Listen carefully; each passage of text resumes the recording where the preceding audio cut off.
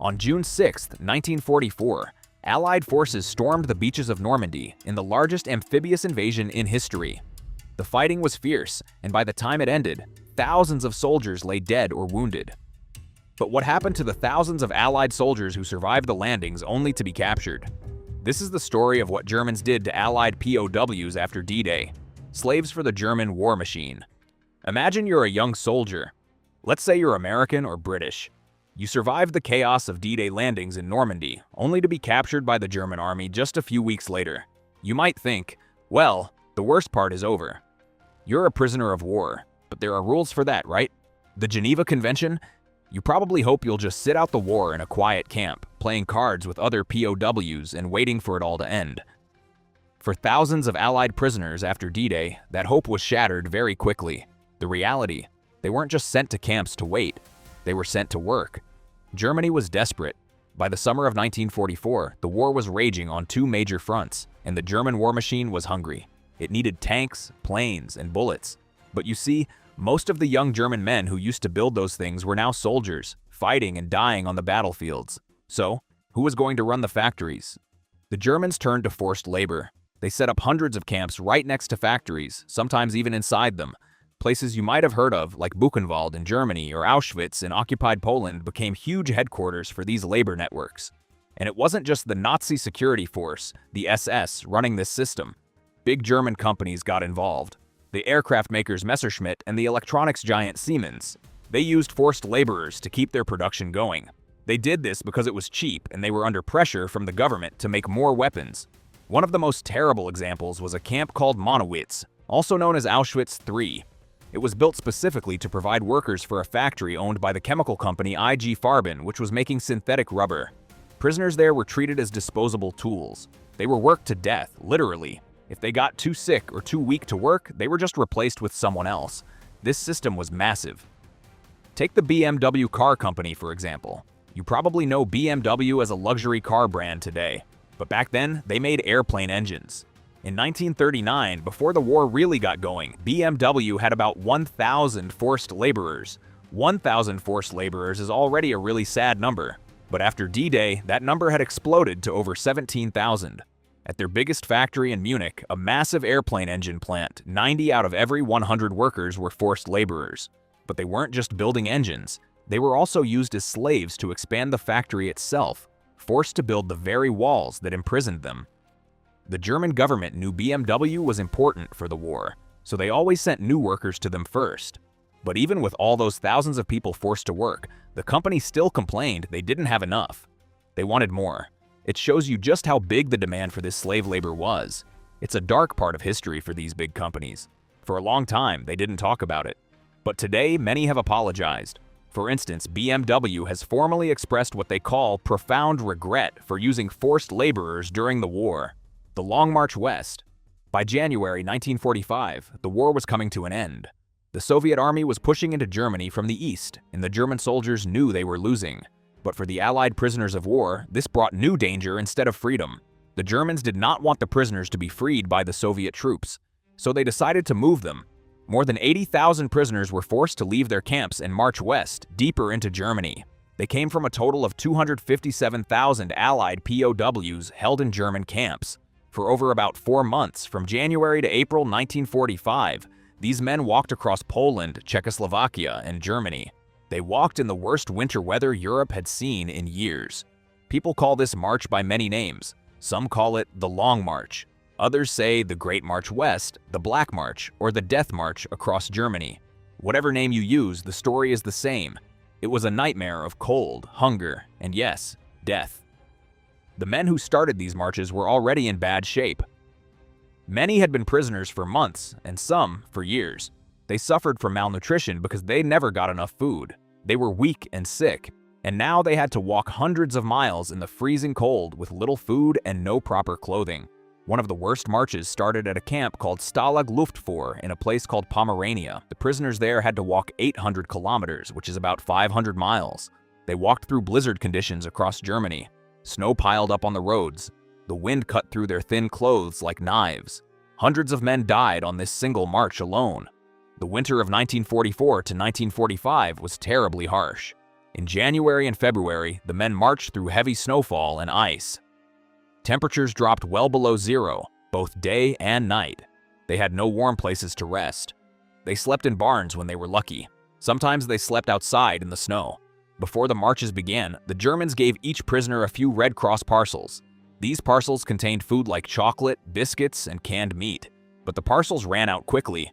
After that, the men had to survive on the small amounts of food the Germans gave them. It was never enough to keep a man strong for such hard marching. Clean water was also a problem. The men drank from streams and puddles along the road. Much of this water was contaminated with sewage or animal waste.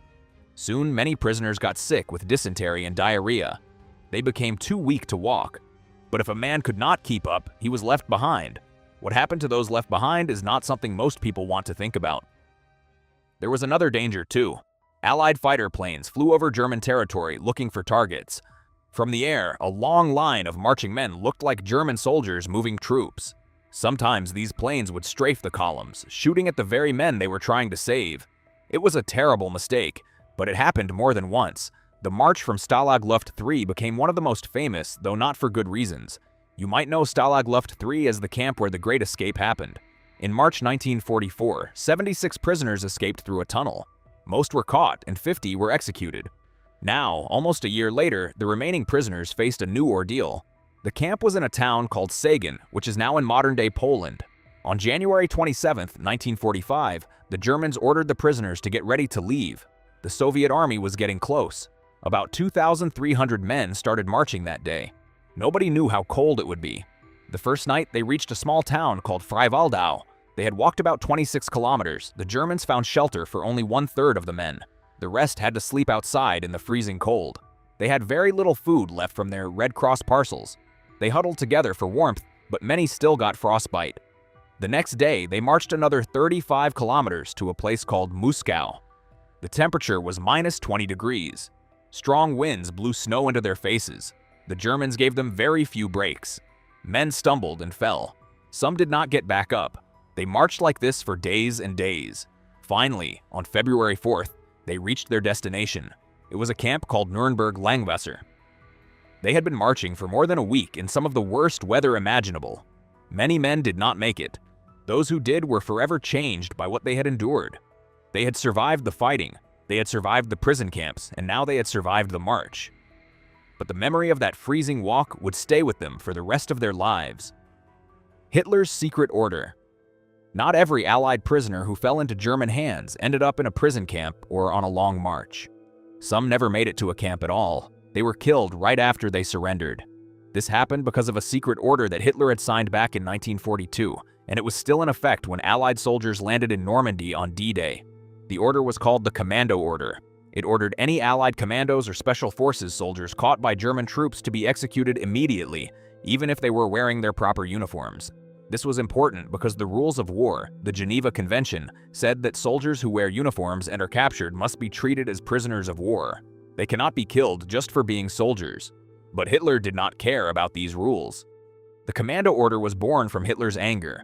British commandos had been raiding German positions in Norway and France, causing trouble and killing German soldiers. Hitler wanted revenge. He wanted these commando types wiped out. So he gave the order that they should be killed on the spot, not taken prisoner. This order was a direct violation of international law. Everyone knew it, including the German officers who carried it out. But many followed orders anyway. Some even did it with great enthusiasm. They saw commandos as dangerous criminals, not as honorable soldiers. So when they caught them, they shot them. The order came with special instructions about secrecy. The Germans were told to hide what they had done. The bodies of executed soldiers were buried in unmarked graves where no one would find them. The German military would not tell the Red Cross about these men. They would not tell their families. They would not tell anyone. The men simply vanished. Their families back home would wait for news that never came. They would spend years wondering what happened to their sons and husbands. Some German officers refused to follow this illegal order. The most famous was Field Marshal Erwin Rommel, the Desert Fox. When Rommel was in charge of defending the French coast before D-Day, he made it clear that he would not execute captured commandos. He believed in fighting by the rules, even in a terrible war. Rommel told his officers that enemy soldiers who surrendered should be treated properly. He ignored Hitler's order and kept his honor. But not all officers were like Rommel. Many were eager to please Hitler and prove their loyalty. They carried out the order whenever they had the chance.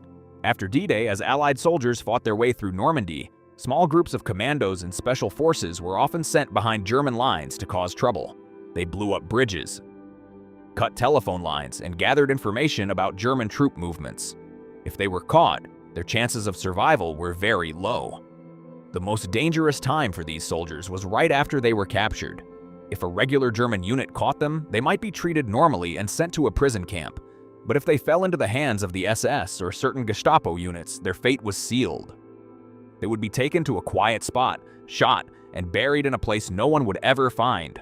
That was the fate of Allied POWs. They were sent to German factories as forced laborers, forced on brutal death marches west. Others were executed immediately under Hitler's secret commando order.